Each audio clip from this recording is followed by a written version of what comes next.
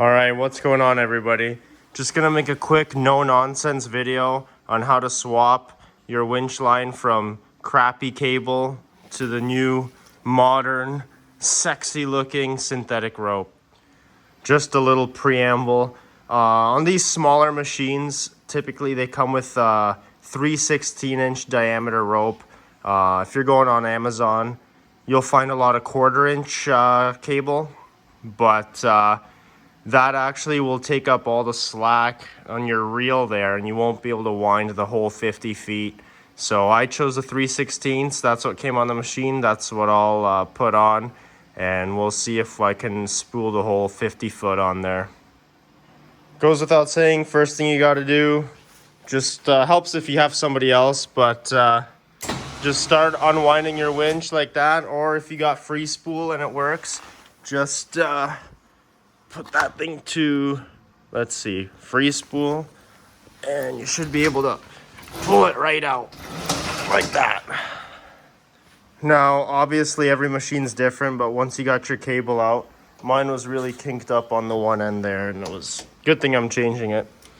Anyway, every machine's different, but you'll want to remove your fair lead or any bumper, anything that's covering it, just to make your access to the actual winch spool a little easier. So I'll just take off these two T40s here, get that fair lead off. So there's a hole that goes through the spool where the cable goes through. I just turned the whole spool around by hand to the other side, and I can see the cable's like looped in there somehow. I'm not entirely sure exactly how it's in there. Some of them have a bolt, some of them just have like a knot like that. So I'll get like a pick or a punch or something and try to pull that cable out of this end so I can undo the knot. All right, so you can see I just got that loose. I can pull the cable out like that. And there's like a piece of dowel or something that holds the loop. So I'll just pull this right through and pull the cable out just like that. Now I should be able to pull the cable through. Easier two-handed. And that's it. Cable's out. Say bye to that junk. Okay, here in the chopping block, these Amazon specials come with this tab that you can bolt in. That's not going to work for us. I can't feed that through the spool hole. So I'm going to have to cut the end off. And I saw online one gentleman used a piece of heat shrink to wrap around the end so it doesn't get all frayed and it's easy to push through. So I'll just cut the tip off, put some heat shrink over it, then we can feed it through, tie it off, and spool it on. No need to get fancy with it. I just use an X-Acto knife in the vise.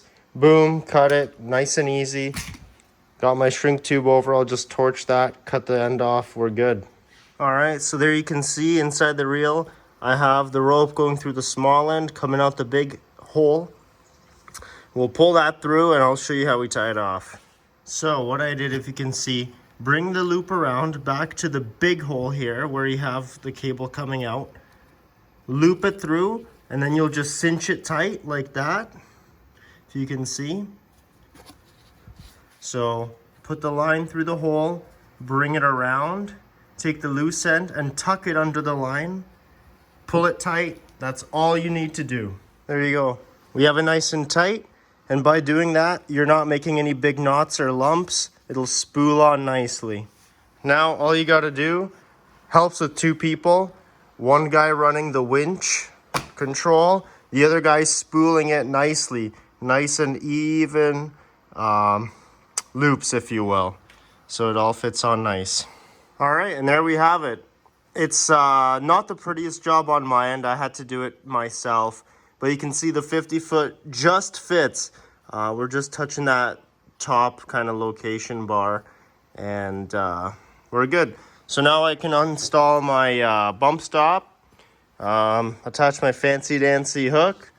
But first we'll smack the fair lead back on. We'll go from there. Okay, here we have it, putting the fair lead on. Don't be shy with the anti-seize. Put it on there, put on the face, prevent the rust, because who knows who the poor sucker is going to be working on next time. It's probably going to be you. To install the bump stop, it's just like a sandwich. Take the bolts out, Set it to where you want it, maybe about an inch or two back from the actual loop here. I don't know. That's what I'm gonna do. And that's it for the bump stop. Make sure to grease up those bolts too, or you'll never get them out. Then we put our hook on. All right, I can't show you because one-handed, but pretty simple. Pull the cotter pin out, slide out the pin, you put the pin through. I'm putting on a heavier cotter pin just because I don't trust the Chinese stuff.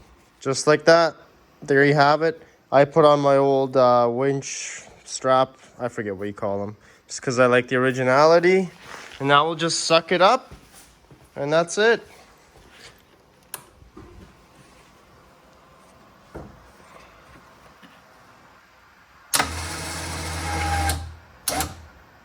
There you go. And if you got ADHD like me, or whatever you want to call it, you'll have that nicely in the middle. Boom, look at that. Perfect. Ready to rock. And there you have it. All reeled in.